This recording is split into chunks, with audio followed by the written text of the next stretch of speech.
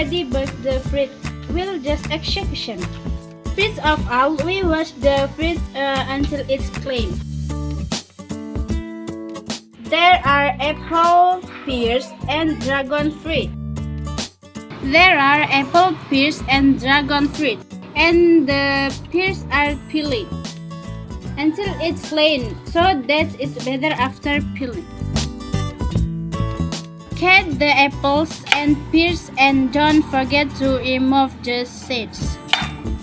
Then we cut the dragon fruit too.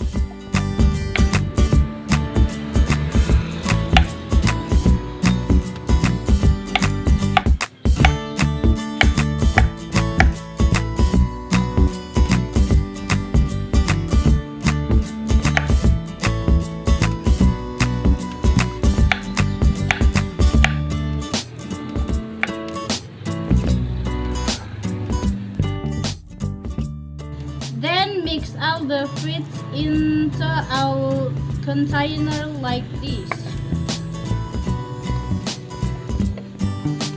And finish it, we execute the fruit, then we make the sauce. Mix yogurt with sweetened condensed milk. Stir until smooth.